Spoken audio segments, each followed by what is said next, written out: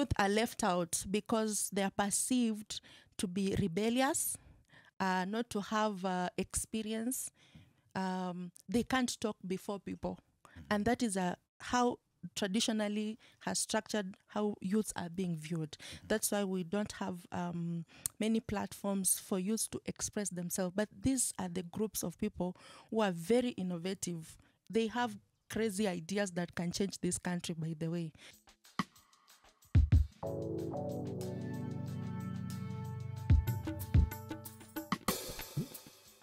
Welcome to the Utu podcast.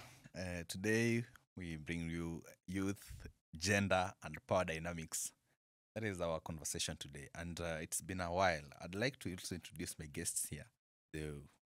From my far left, kindly go ahead. Habari yenyu. My name is Atizi. Pronouns she, her. I am a youth advocate. I am LGBTIQ plus rights activist. I'm also a community organizer. And I'm glad to be here. Yeah, I'm Kevin, but not Kevo. Karuga. I'm a reproductive health practitioner. I'm also a youth empowerment advocate. These days, I also have an interest in budget advocacy. So that is what I do within my community. Yeah. Nice. I'm Michelle Nasimiyu. I'm a gender advocate, especially on matters gender-based violence, as well as mentorship to young people in the community on issues of peace and security, as well as peace building. Agera Sigunga here, a favorite husband. But then I also work Sava Tribeless Youth as a program assistant. Yes, today, just like I said, youth, gender, and power dynamics. I don't know what we understand by this power dynamics. Because Devolution Conference ilifanyika juzi, si ndio? Yeah. And then tumeona 2 million condoms zikaenda huko. I don't know kama if that one has an implication in power dynamics, but mnaweza tuelezea. Naanza na reproductive. Mimi, power dynamics naelewa kuona venye kwa mtaa, venye mko, kuna ule bosi, kuna ule msiako, down chini, si ndio? So power dynamics naelewa ni venye hizo power ziko distributed. Unajua bosi akisema kitu, community inakubali, si ndio? Ule msiako chini akisema hata kama anamaanisha kitu ya maana, hata sikika kwa sababu hana nini? Hana si, unaget juako huku chini. Sio story ya reproductive health. Tunajua tunapelekwa condom. Tunajua condom ni za male peke yake. Wakupeleka female condom. Walipeleka sijui. But tunajua walipeleka tu za male. Mimi naonesha ni aje. Wabando walisema tunataka hizi vitu. Juu tunajua come to sex work pia. Tunajua tu mnafikiria nani wanaoga sex work peke yake huko. Pia kuna power dynamics. Hapo tunaona kama if they took only the male condoms there, na shown kama hapo ndo hapo wabando wako na say, si ndio? Sikujua hii mambo. Yeah. Okay, for me, in my understanding of the power dynamics, is where the distribution of power in terms of resources, in terms of decision making, and also representation. And the aspect of distribution of condoms, as you have said, that just shows that the voices of men are being heard more than the voices of women. And this is an issue, especially in terms of issues with gender equality, gender equity aspects. And we could see that especially the voices of young women and generally just say women, it's not really heard. Because I didn't see those ones that belong to the women. You have said only condoms are for men. We have the condoms for women, but waliangalia tu maboys peke yake. And just shows how the decision makings are made and the representation also. Saa zingine mnaingilia wanaume sana. But anyway, you talked about the equitable distribution of this power. And popularly, some people do say that when things are of value, men always want to have control, assert control. There are communities that believe nyuma walikuwa naambiwa ati hii pati ya kuku mwanamke hafai kukula. Na vitu kama hizo. Karugu unaweza tuambia nini kuhusu wewe una feel aje hiyo mambo? Mambo ya power dynamics, it is there in our community and it happens in different levels. for example, there is the one that happens within a community, starting from when you are young, you're born in a family, you find your father, your mother, and then growing up, you start getting to know the gender roles. It comes with gender roles. Sasa hiyo ndo mambo ya gender huanzia hapo hivyo. Vitu zenye maboy inafaa wafanye, vitu zenye mademi inafaa wafanye. Then ukiangalia watoto, you can clearly tell watoto wa ECD, grade 1, grade 2, grade 3. I think wao ucheza wote pamoja. Then it reaches a point they discover kuna boy na kuna girl, na kuna mchezo za boys na kuna mchezo za girls. Mchezo za boys ni physical sana sana, kucheza ball nini, though girls play football, lakini unapata maboys hao it's more physical. Then at home pia, how the dad treats the other members of the family. Like mimi nakumbuka those days when we were young, baba yangu alikuwa akiingia watu wanashikwa na usingizi. Yani unaanza tu kusinzia. Na ukisinzia anakuambia wewe umebrush viatu ya shule. Ama mna watch Reso, Stone Cold, The Rock kidogo kidogo, unasikia uniform yako ni safi. So it shows yako na authority. And that one is just the social aspect. It goes to economic issues, mambo za land, title deed inaandikwa jina ya nani, nani ana inherit. So power dynamics, it goes down from economic to social, and even sexual. Na mambo ya sex huwa pia nasikia nani mwenye ako juu na mwenye ako chini. Inakuwa determined na dynamics. Si home na shift hizo. Hizi mambo ama kinyelewa chini, lakini it starts with how we are raised up, how we interact, and even in government. Speaking of devolution conference, niliona session yenye president alikuwa hall ilikuwa imejaa. Jana kulikuwa na very important session na ya National Gender and Equality Commission. Watu walikuwa watu 15. Na hiyo presentation ilikuwa ya maana sana kwa hii country. So, unaona pia where the president is, politics also comes with power. Hata ndio kwa maana tujiachieve nini? Mambo ya gender parity. Unaona aje hiyo mambo? Okay. Maneno, we are supposed to have a 2/3 gender role, right? But as you have said, where there is something that is of value, men tend to go towards that side. But I think it's because of the pressures of society on how men are perceived to be, how men are supposed to acquire power and be at the top to lead, because it is societal norms that say that men is supposed to lead, or men are supposed to lead and give their voices. And when it comes to representation, and the aspect of to that gender role, and we see that as much as they have passed such a law, but we find that there are lesser women in representation in leadership in political spaces than men are represented. And this is just shaped by how the society has been shaped, from the traditions to the norms, even the emerging norms right now, just putting the boy child at the front line than the girl child. As much as we are trying to empower women to be at the front line, empower them in terms of education, mentorship aspects, but still we have the few voices that derail the aspects of women being at the front line, especially in leadership or political spaces. Even at the organizational level, we have the cultural aspects, the organizational cultures that shape how women are at the front line.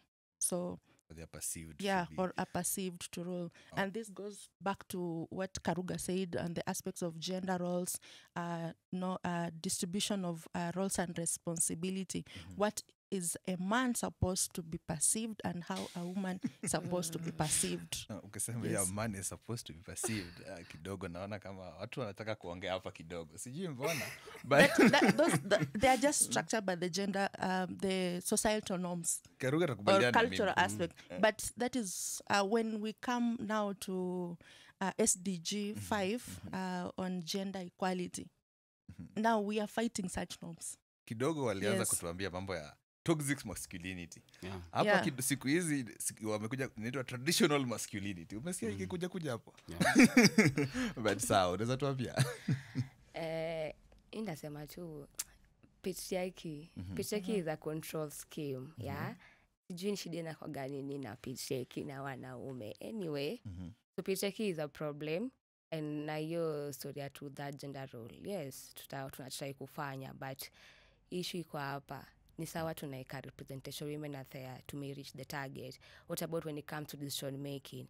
Tunahawa kwa yote ebu ama ni bosi wangu mwenye ni boy ama mbabes ananiambia wenda useme juu nowadays kumekuwa na hii kesi ya like people are in offices and they're not even doing work au wasi wanajua tu nakuja tu kusign una get so we can do the truth and the role yeah tuta achieve ni sawa lakini I wish you those women are given spaces to speak or are their voices zao zinasikika afi masculinity like at the end of the day tunakuja down to like na gender roles yeah whatever tuliraise watu tukiambiwa mwanaume anafaa kufanya hivi mwanamke anafaa kufanya hivi si ndio but mimi tunaona sasa tunakuja we are coming with a different culture yeah si ndio nikuulize what you're trying to say is that there are people, there are women wako kwa hizo positions there are people with who have power who are in positions of power yeah but then there are people with the power like you have that power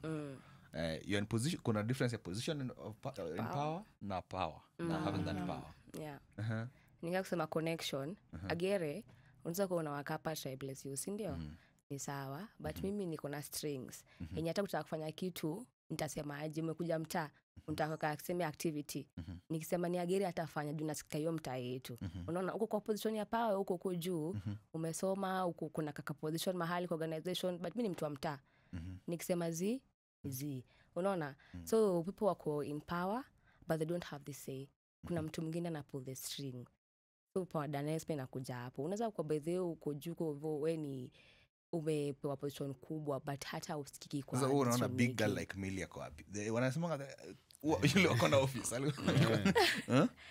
unaona personally in comes to social sisi wananchi I guess yeye yuko na power cause anaongea but nikuje uko ndani we know how our system works it is there but it is not working like iko na tushimo mingi so like I know when it comes to the masses akona power but uko ndani ukweli tuko sure akona power anasema kitu cause she speaks big things tunasikiaga but do they follow those things wanasema like do they tunaona kweli amesema hivi msikopo nakuja mnafanya hivi mkikuja pale like in the next day watu kuja wamevaa tu amesema msivae viatu leo kesho mnakuja mmevaa viatu like Karuga unasikia hiyo kitu ati kuna wale wenye tumepatia watu power si ndio and then to that maybe atujamit hiyo to that gender role but then I realize that at least we put some effort to kuna women rep nini but then ati hata hao wenye bado tumeweka hapo kwa hizo positions bado wengine hawana power hapo ndani hiyo sasa ndio risk ya kufanya constitutional requirement just to pass the requirement but not the outcome unajua hizi vitu constitution ina require they should have an outcome effect inafaa ikuwe felt in the community like we have women in decision making spaces and their decisions are contributing in this and this way and you see kuna women rep kuna pia kwa Senate I think women pia kuna provision to have nomination. Pia kwa county assemblies kuna na hii county yetu ya Nakuru naona pia the elected positions like what Atizi was saying kuna women wenye wame break hiyo glass ceiling wanaitanga glass ceiling si kuna kitu like ngoyo glass so these women are women who have positions at the same time they have power and also sasa ndo the role models to other to girls and I can say if we can start documenting the impact of having women in positions we can be able to challenge the patriarchy that is derailing them because sometimes you have like you said earlier you have someone in position but that person does not have the power it's like the structure hiyo ya who has the highest influence and then highest power sometimes you have someone who have more influence but less power low power less influence so let us know the place of women who have broken that glass ceiling how are they contributing to development so if we can document that we can support more women I think some institutions have tried and we are doing well in terms of getting them to positions, but now we need to document the impact of them being there. Of being there. I will just add to what he has said. When we are running, for example, initiatives, let's go back to the grassroots level. Now, when we want to at least bring other women up, we use case stories, and also for them just to run the initiatives, to come and share their stories so that they can inspire other women, and also the world can see that if we can have this woman doing this thing, at least we know, or we can bank on other women doing something, because many women outside here are creating change. Are creating change. But the aspects, the gaps comes in terms of our frameworks, our legal frameworks having many challenges, especially in terms of implementation. Yeah, you see, we have the frameworks, yes, we have the laws, we have the provisions, as they are said, but now when it comes to implementation, even at the grassroots level, we don't have. We can only see a few at the top, but now what happens to those at the grassroots level? Yeah, so when we use case stories or stories of change of women who have made it, look at the Chief Justice, Martha Koome. Yeah, we couldn't imagine that this country can have a woman leading us in that aspect, right? Women like Millie Odhiambo, we have Martha Karua. As much as this nation has really tried to to fight her a lot, because she has wanted to acquire the position of president in this country. But now it goes back to what have we perceived to see that, what have we perceived to see that is right, like the gender norms, gender roles, seeing that women cannot lead, fighting a woman like Martha Karua, yeah?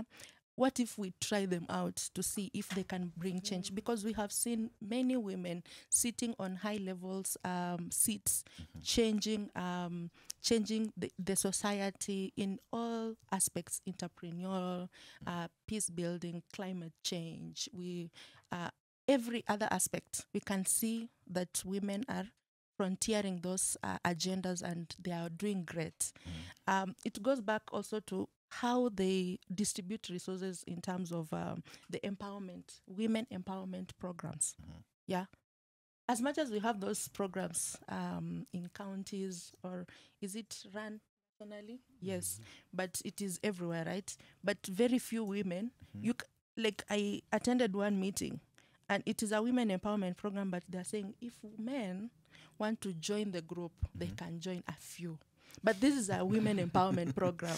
It's supposed to be entirely a women empowerment program. Is it? With the leadership of a woman. But you find that a man is the one at the top leading the women empowerment program. So, okay, maybe you can say something about it. I really need to say something.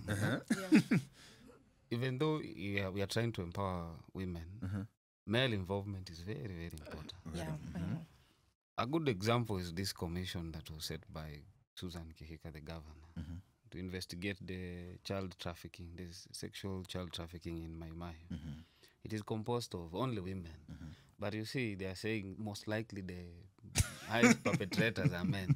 So we need to have men in these spaces to also be the allies. You know, in advocacy, you need men to be the allies, because you're the one who is, like, if it's women, we know GBV, issues of patriarchy, they are castigated by men.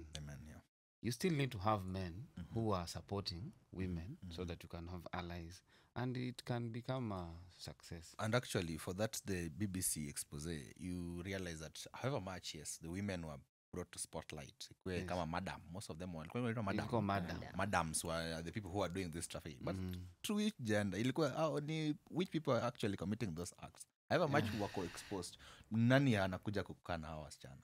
Yeah, the clients are men. The clients are men. So actually, it brings out the aspect of everybody needs to be brought on board. But then, vile anajaribu kusema, mimi naona kama there's need for hiyo kukuwa intentional. Yeah, quite intentional with women being at the front line. Oh, okay. Yes, so that they can just serve as an example and to empower others.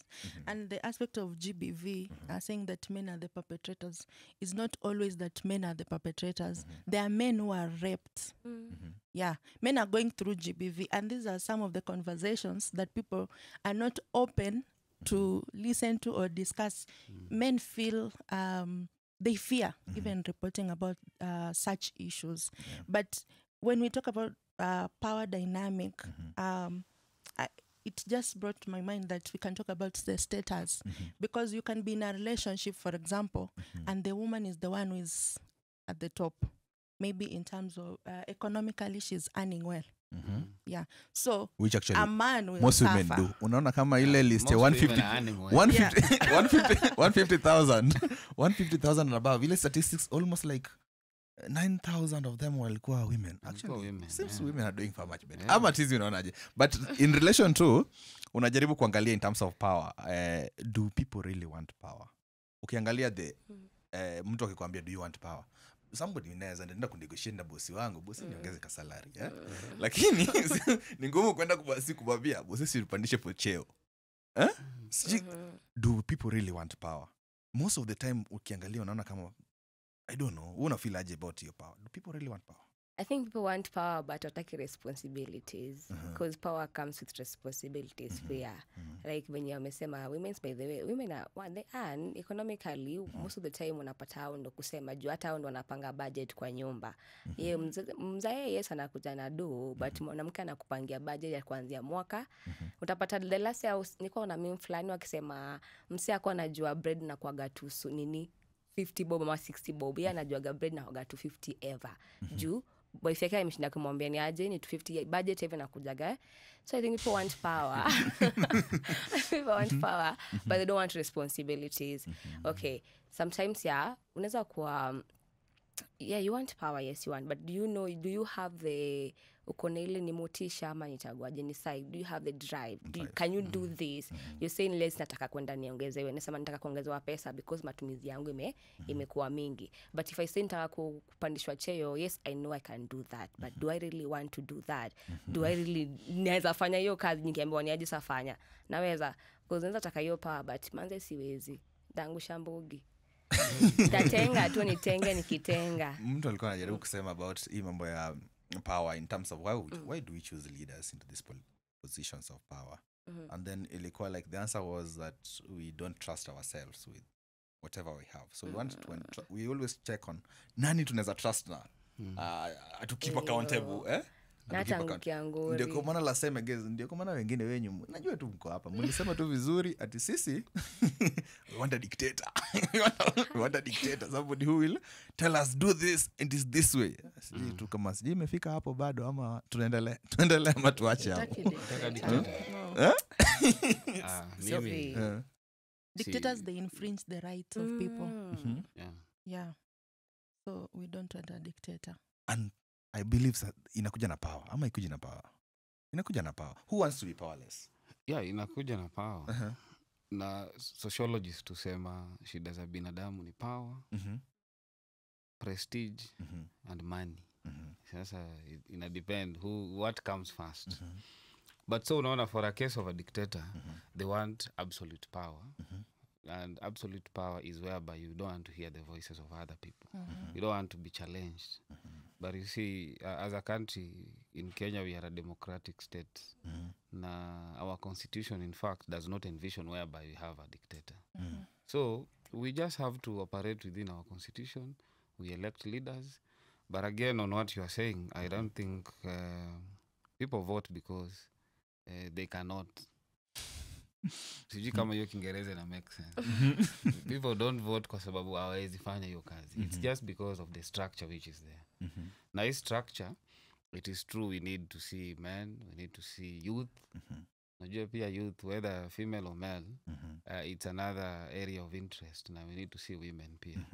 So that we have inclusion.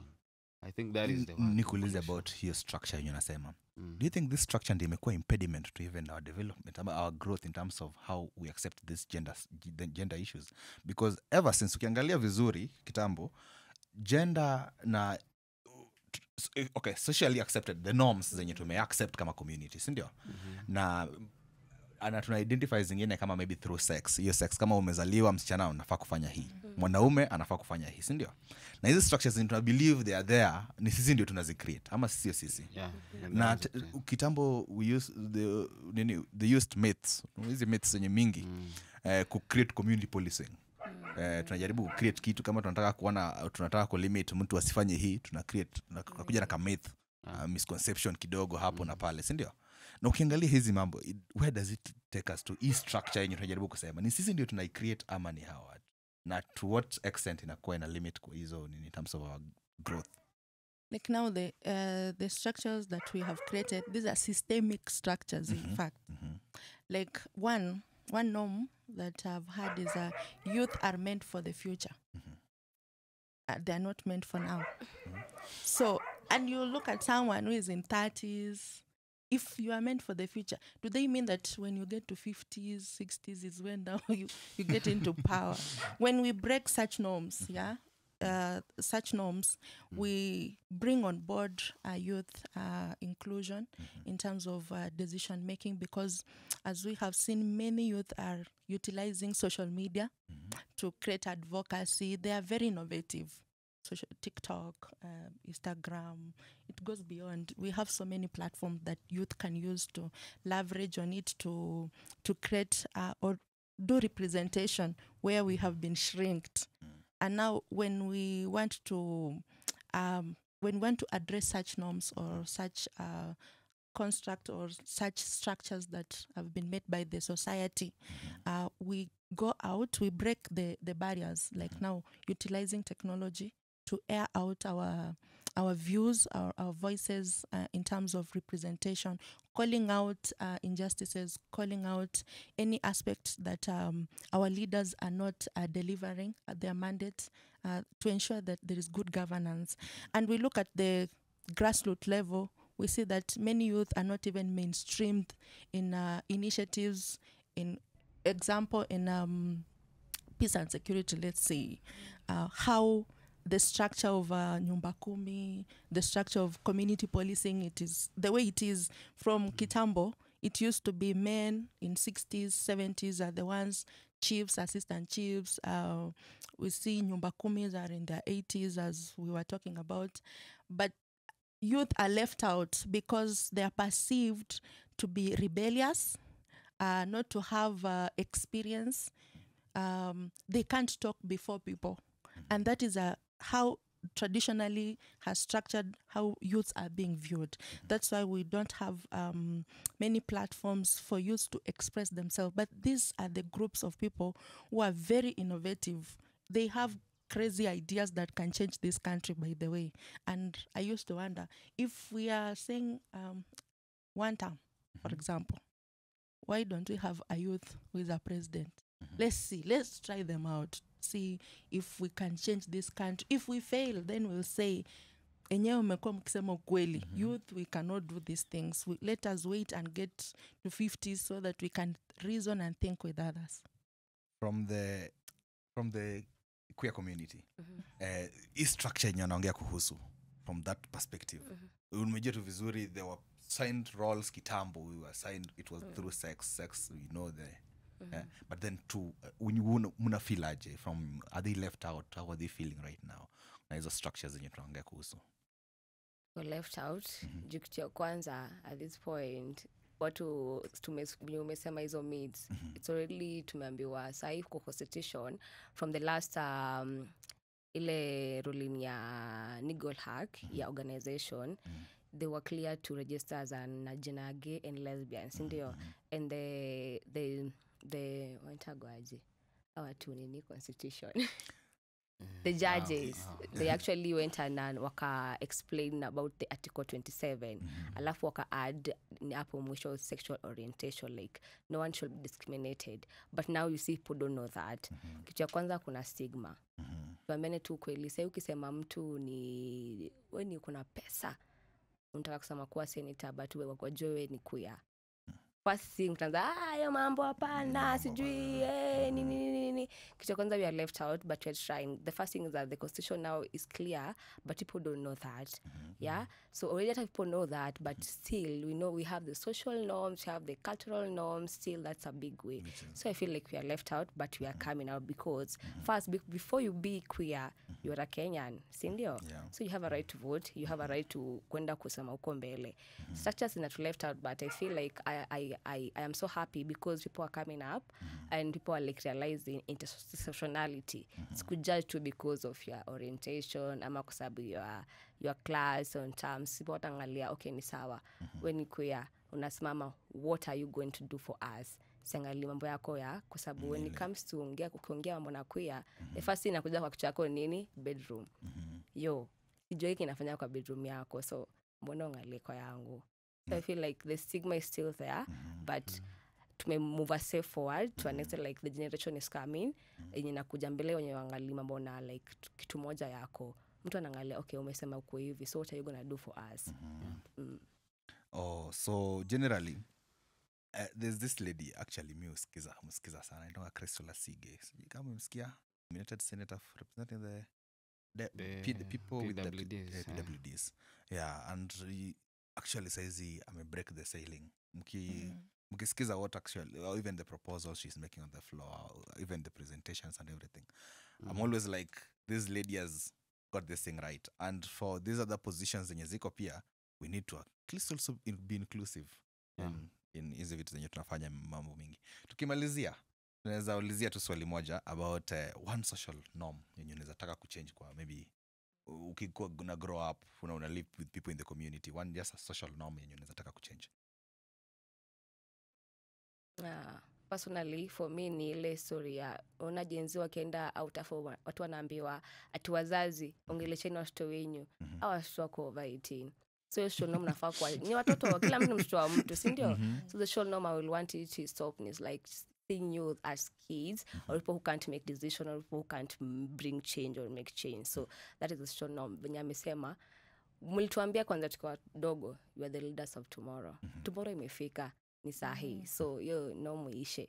Sai a youth can stand up na anaweza sema Kenya, bora mtu ameka mikakati yake, amekwambia anafanya hivi na hivi na hivi, as long as you can make decision wewe mwenyewe over 18, you have umejipanga vizuri, you have umeweka kila kitu kando, tutaomba watoto sasa, tunatoa watu hata mimi ni mwanamungu hii intergenerational conclave mambo yake kidogo. Sawa maybe the social norm it's not one that I grew up with, but that I've just realized the misinformation na kufanya vitu out of crowd. You see, organizations are there, information is there, in the age of information. Yes, information is everywhere. If young people, especially the youth, can sit down, get the correct information, they can be able to challenge easy dynamics, whether ni political power dynamics. If you have facts, ukipatia mtu moja hatakuwa na comeback. You will have a way to go. And that is what is also limiting young people, kwa sababu kuna opportunities, the leadership, kuna opportunities to empower themselves, kuna organizations which have spaces for people to get information, to be empowered. But hiyo kufuata crowd, it is becoming a norm which is not good in this country. Na hii mambo ya information I guess imesumbua sana, because right now unaona hata maandamano yake kuja pale, polisi amekuja na baton na kila kitu rarungu, yeye anajua tu mambo ya kurusha tear gas kidogo, mtu anamwambia we the people of Kenya, we the people of Kenya. So anamjia anashangaa sasa, mimi akichapa hata mtu hata yeye mwenyewe anafikiria it goes all the way from huko juu hadi chini. Misinformation. Polisi anajua, by the way unajua polisi wako na incentive. Akienda kupiga watu kwa maandamano yeye atapata allowance ya risk. But then nilisikia hiyo kitu nikashangaa sana. Ati hiyo ni field work. Ni field work. Unaendanga field work. Mine has always been the future is now, it's not tomorrow for the youths. So youth should be given platforms to exercise their duties, and also it is their right to be in some places like employment. In platform they are supposed to represent themselves in terms of their needs, and this should just go beyond intersectionality, where gender intersects with status, with sex, and the minority, the aspects of PWDs.